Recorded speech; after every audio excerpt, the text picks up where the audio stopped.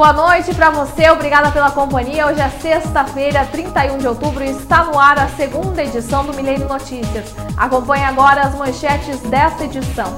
Valdir Rossoni assume o governo do Paraná temporariamente. Saiba mais sobre a lenda do Saci Pererê, a figura folclórica do nosso país. Campanha contra a febre aftosa no Paraná inicia em novembro. E operação com nota fiscal Vai Legal é realizada em Porto União. Essas e outras informações agora no Milênio Notícias. Olá, boa noite. Vamos às principais notícias pelo Brasil. 22 paraguaios sem registro trabalhavam irregularmente em uma lavoura de fumo em Sombrio, no sul de Santa Catarina. Fiscais do trabalho e policiais federais também encontraram 17 trabalhadores em situação análoga à escravidão, numa lavoura em Criciúma, na mesma região.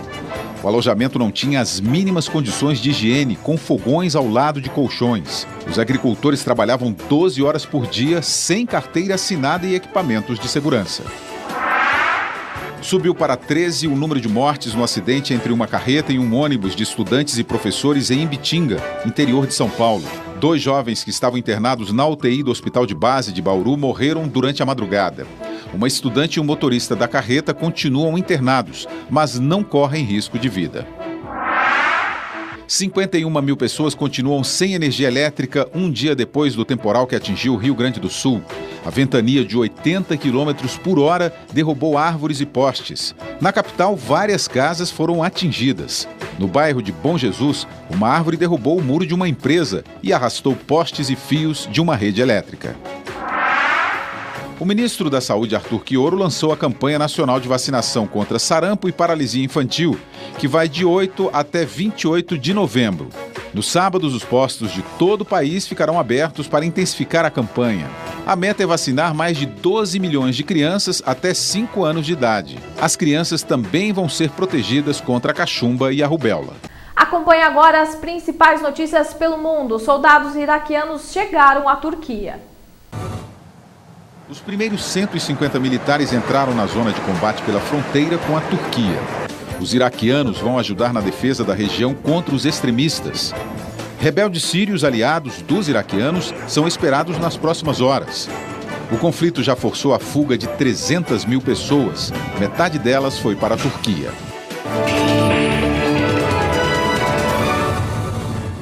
Um partido sem ligação religiosa venceu as eleições legislativas na Tunísia.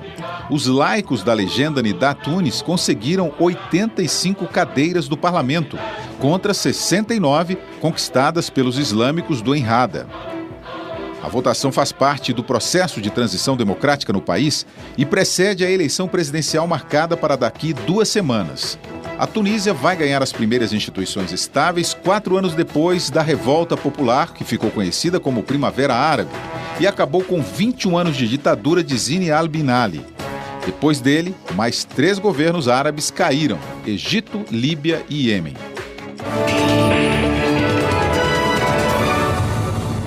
Uma revolta popular em Burkina Faso terminou em violência e confusão.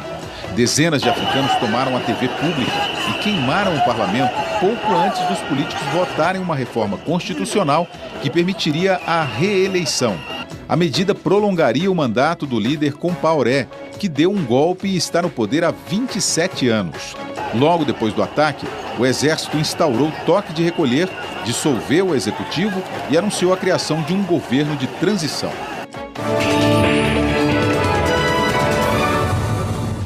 O presidente da Apple, a maior empresa de tecnologia do mundo, anunciou que é gay.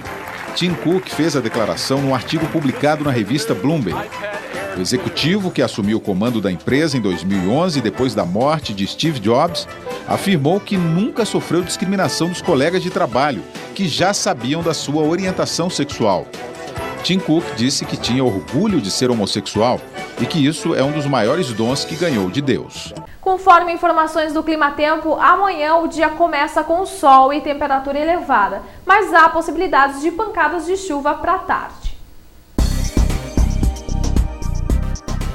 Para sábado, de acordo com o Climatempo, a temperatura máxima prevista será de 30 e a mínima atinge os 18 graus. Para domingo, de acordo com o Climatempo, a temperatura máxima prevista será de 30 e a mínima atinge os 18 graus. Para segunda-feira, de acordo com o clima-tempo, a temperatura máxima prevista será de 28 e a mínima atinge os 19 graus. A partir do dia 5 de novembro, o deputado Valdir Rossoni, do PSDB, presidente da Assembleia Legislativa do Paraná, assume o governo do estado. A transição no comando do Palácio Iguaçu ocorre em função da ausência temporária do governador reeleito Beto Richa, que após as eleições se licenciará do cargo para descansar. A previsão é de que Rossoni substitua Richa entre 6 e 22 de novembro. Richa agendou uma viagem para esse período e acompanha agora a programação para as nossas cidades para os próximos dias. 16ª Mostra de Cursos do Coltec da Uniuv, no dia 5 de novembro, das 19 às 22 horas e no dia 6 de novembro, das 8 às 12 horas, no piso superior da Biblioteca da Uniuv. Sessão solene de 14º aniversário de instalação da ALVE, Academia de Letras do Vale do Iguaçu, dia 7 de novembro, às 19 horas e 30 minutos, no auditório da OAB, em União da Vitória. Instituto Pia Marta promove o Bazar da Tia Raimunda, dias 8 e 9 de novembro, no Salão Paroquial da Igreja Nossa Senhora de Fátima, no bairro São Bernardo. Exposição do artista plástico Marcelo da Cunha, peças feitas em sucatas de ferro, até 14 de novembro, em horário comercial, na Casa Cultural Aníbal Cury, o Castelinho.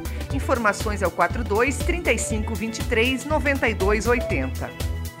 29ª Feira do Livro Espírita, do Centro Espírita Amor e Caridade de União da Vitória, de 3 a 8 de novembro, das 9 às 21 horas, na Praça Alvir Risenberg. Feira Municipal de Livros Padre Estevão, de 3 a 8 de novembro, iniciando às 9 horas, na Praça Coronel Amazonas, em União da Vitória. Semana Acadêmica de Psicologia na UNC, Universidade do Contestado, de 10 a 14 de novembro, abertura às 19 horas no auditório da instituição. Inscrições antecipadas para acadêmicos e público em geral no site www.unc.br ou informações pelo 42 35 23 23 28. Saiba mais sobre o Dia dos Finados após o intervalo. Na quinta-feira foi realizada mais uma vez em Porto União a operação do programa Com Nota Fiscal Vai Legal do governo estadual. As ações foram centralizadas no acesso da área industrial e o trabalho dos fiscais foi intenso junto aos veículos e caminhões. A ação visa atender à solicitação do Ministério Público do Estado, intensificando o combate à sonegação fiscal. O programa foi lançado no início do ano passado, durante o Congresso Catarinense de Municípios, e prevê a conferência de documentos de mercadorias em trânsito. Inclui também a realização de palestras e cursos sobre educação fiscal nas escolas públicas. E veja agora nossa matéria especial sobre o Dia de Finados.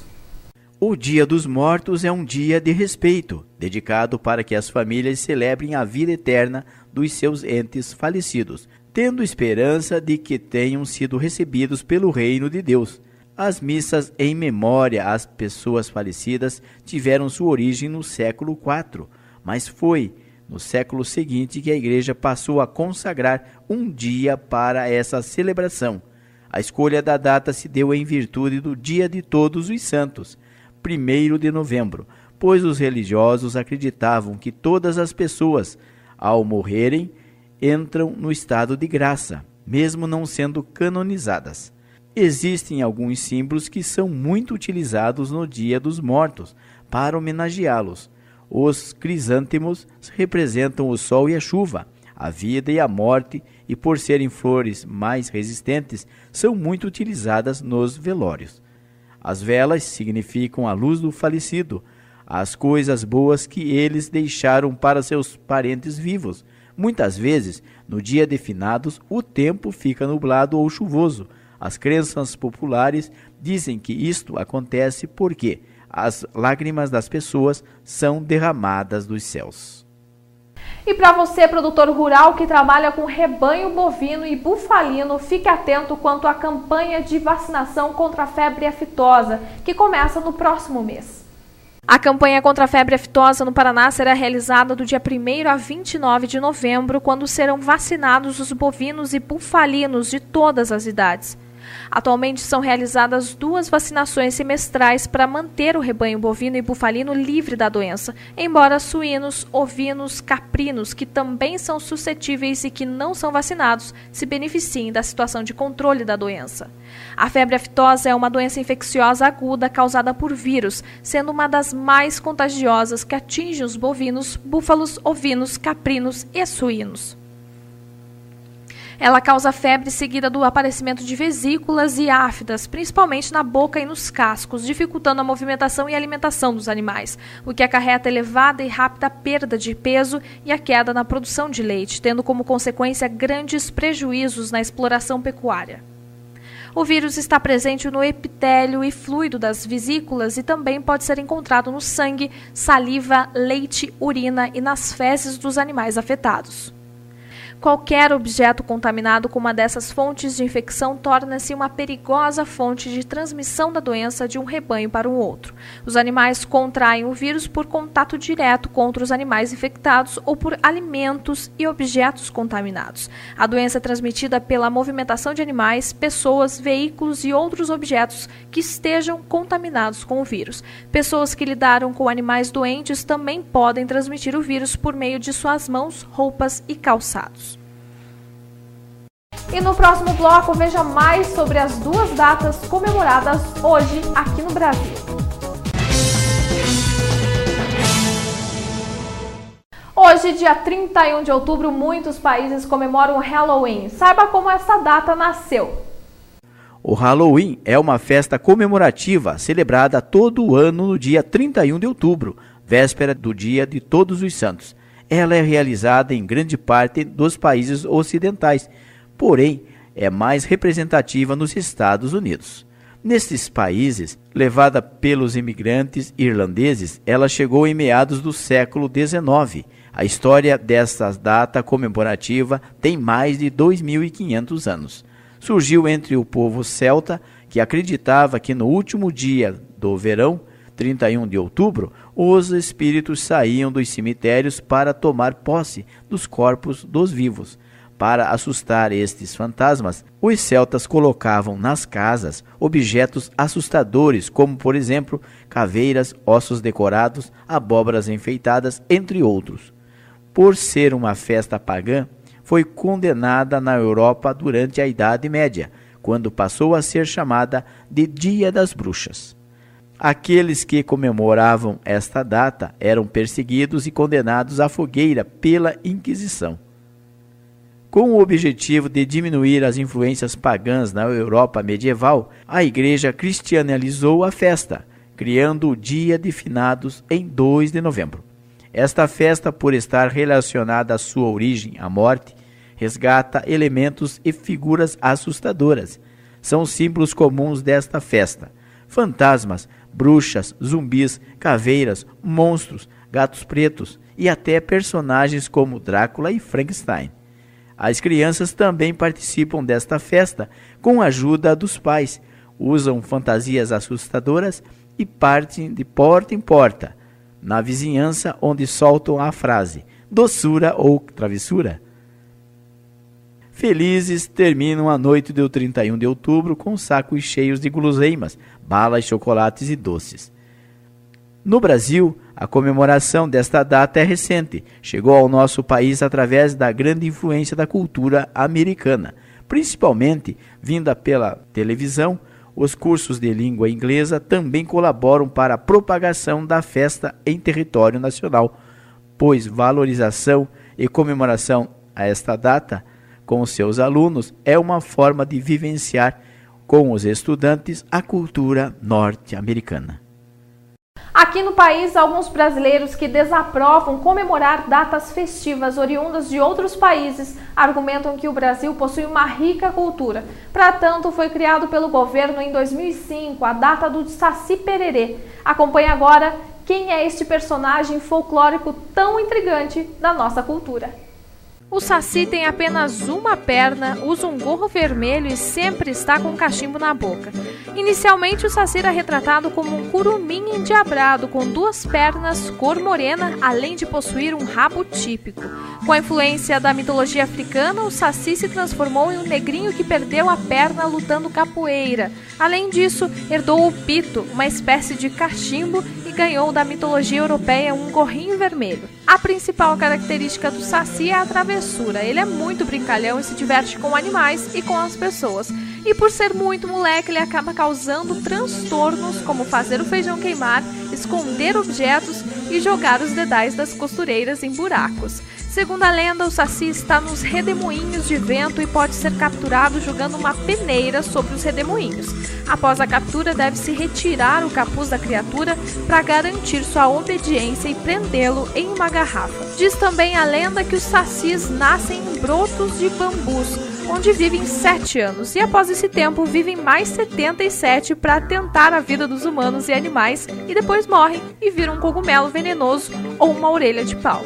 O escritor Monteiro Lobato consagrou o Saci Pererê nas histórias que se passavam no saudoso sítio do Pica-Pau Amarelo.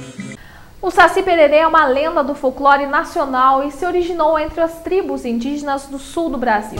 E a segunda edição do Milênio Notícias fica por aqui. Agradecemos a sua companhia e desejamos a você um excelente final de semana. Nos vemos novamente na segunda-feira, ao meio-dia. Tchau, tchau e até lá!